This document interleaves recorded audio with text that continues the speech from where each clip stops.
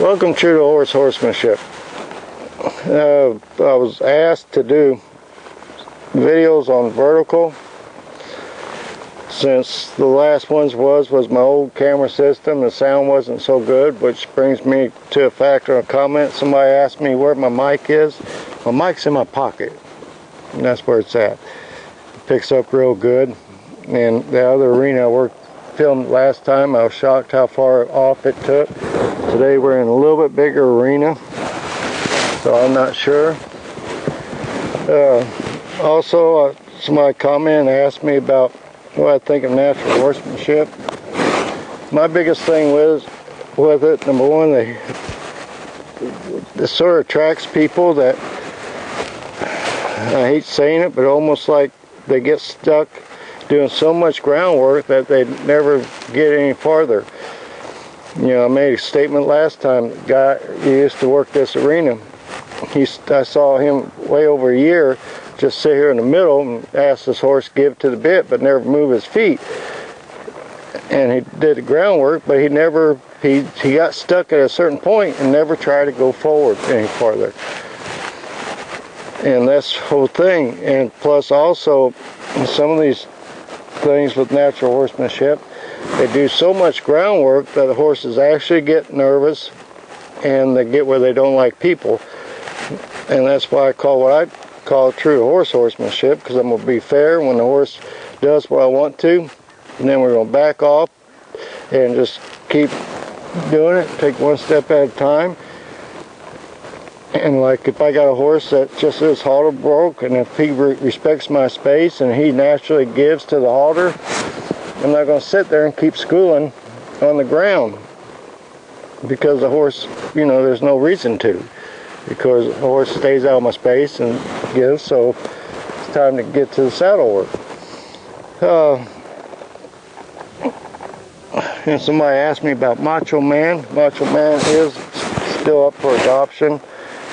His adoption fee is $1,000, and if you go on my website, my number's there, give me a call and we can talk about it. And there's another gal, she asked me, she's a greenie, she asked me if I show on certain knots and this and that and simple stuff, which I will do. But this is going to be a first of a series, which will just only be this one and another one. But as y'all know, this is Brave Eagle. Last time I filmed him, I think I've got 10 rides on him since. And the bit I'm using on him, you hear me talk about independent action. This bit isn't. If I get in here and fool with the right, left rein, it, as you can tell, the other side works. So, you know, I usually use all my shank bits are independent. Him, for certain reasons, I got in this, and for what reasons, basically, my other bit's over there where Suka's at, and I'm using that one for Suka. That's long and short of it, and I can't find another one like my other one. So if we make do, and at the end of the day, all of my horses should ride whatever I put on, bosels or bits, different type bits or whatever. So today we're going to talk, you know, next video coming up after this one, I'm going to go back and show how to get a horse truly soft on a vertical. But you know, the thing about the vertical and get them soft on the vertical is that's where a lot of your maneuvers come from. That's where your stop comes from. That's where your back comes from. That's, and if he's cooperating today, is where some of the upper movements come from, because it gets that back up, gets them engaging that hiney. And so if you want to do upper movements, you got to have that. And be quite honest with you, any trail horse should be soft on a vertical, because, you know, it keeps you out of trouble. I mean, any horse should have a good stop.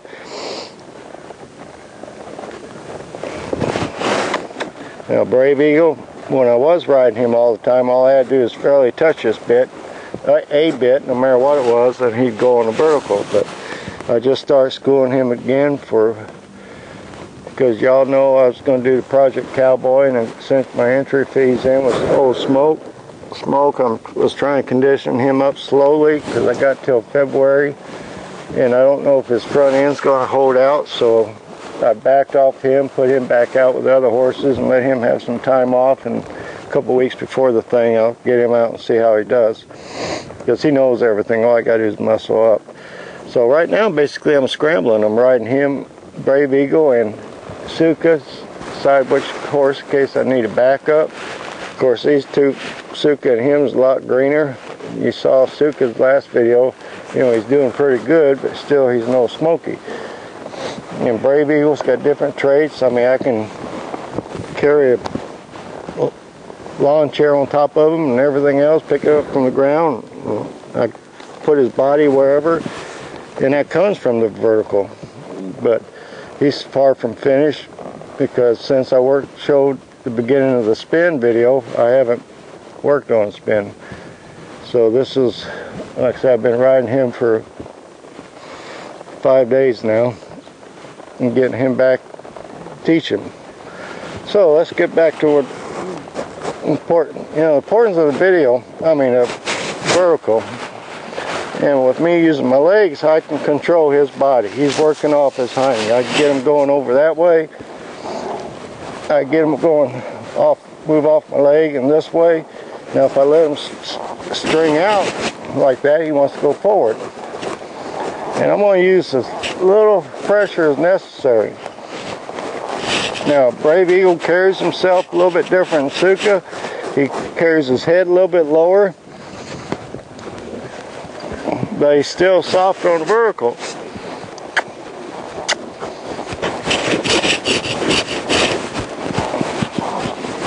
Yeah, it worked a long time ago when I first started him. We really worked because he was going to be my demo horse. I worked with it. Now right now he's still, all I got to do is barely pick up and he goes back onto it. And if I want to move his body around, I can, because he's working off that hiney.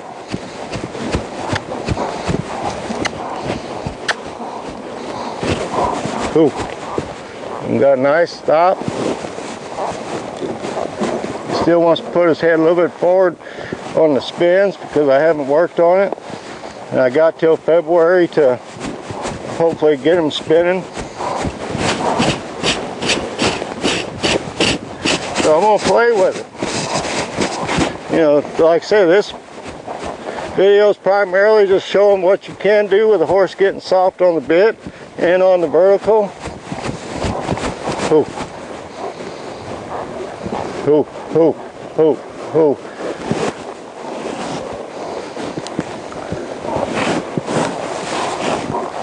Now, I haven't really worked on Brave Eagle's circle work, so I don't know how pretty it's going to be. And with this, now if I had an independent action bit, yeah, Chris, you're going to have to follow me around, hon. It'd be a lot easier, because like I showed at the beginning of this video, every time I pick up this rein, it interferes with the other side. On my circle work, I really would prefer an independent bit. So before I ask for him to depart, I'm going to move that hip. Everybody thinks front end, but if I move him side passing a little bit, we're already set up for him be on the correct lead. So just ask, he's there.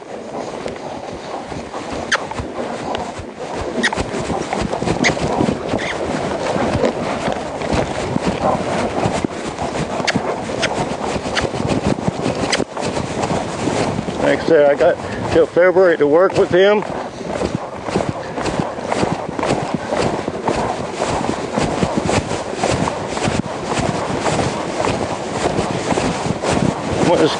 And I'm going to ask him just string out a little bit. Then I'm going to check him here, put him back on the vertical again.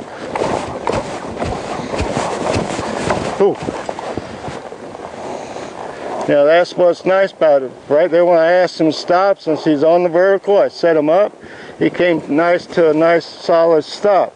He didn't throw that head forward, and that's what I'm looking for. But since I got him soft on vertical, I control his feet.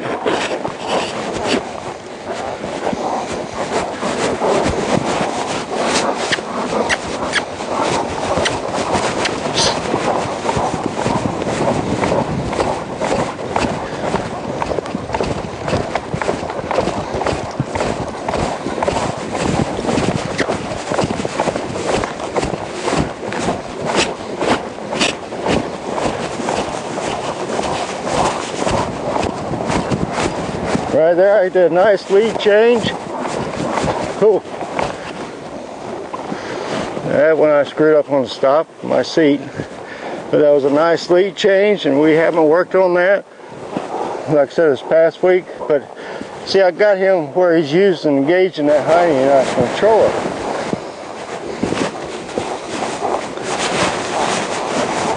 You notice I don't get too upset about his canter departures, because the more I ride him, the better it's going to get. Like right there, it didn't take as much push to get him going. I try to ride like everything's going nice.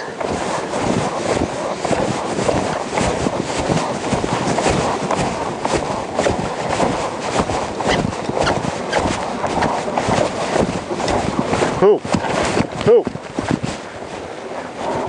Yeah, he don't get another step after I say whoa. Right there, I almost did a canter half pass with him. And it's all because I got him in frame. I got him soft. I got him wanting to go. I'll be able to really get him canter half passing real pretty both ways, which will help with the lead change.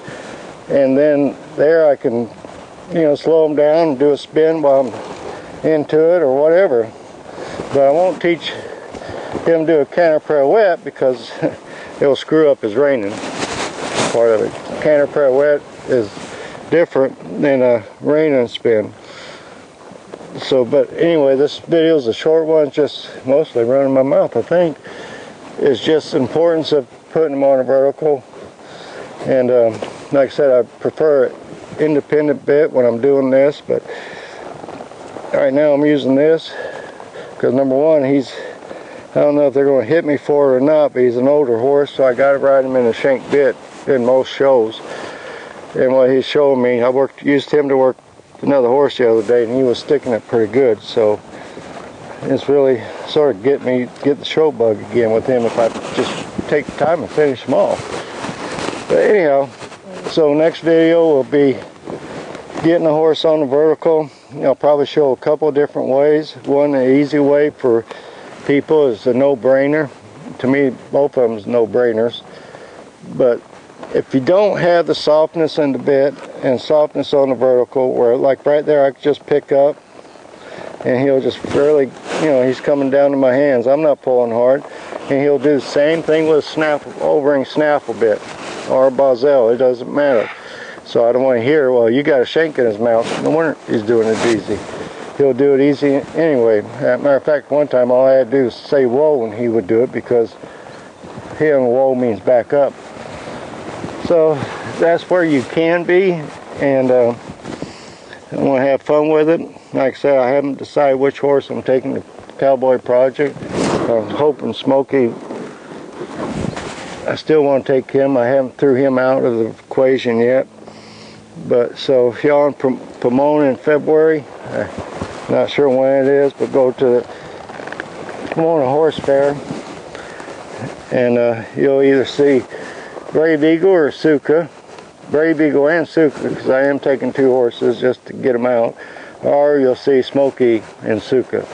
Suka Wakan, my Mustang, he's going to be there no matter what, because I want to get him exposed to that kind of stuff. So, with that said, I've ran my mouth enough. Making sure I'm sure after I get off this video, I'll forget something. So, as I always say, be true to the horse. They'll be true to you. And Brave Eagle says the same. He's going to make a pretty good horse. And also, as I always say, be true to yourself, people. First and foremost, be true to yourself. Know your limitations And don't be scared to say, I don't know how to do something. And if you don't, find help in personal life. You know, at the end of the day, we all go out the same way we came in. So if you're in an unhappy situation, you know, there's always options. You don't have to stay in it, you know, and we can always change. So with that said, to my kids, my grandkids, and a special person out there, so I'm proud of her. She's getting A's, and she went back to school and she's getting A's in college. So that's, hun, keep it up. So with that said, God bless and take care. And one day I will tell you what that means, people, but no time soon.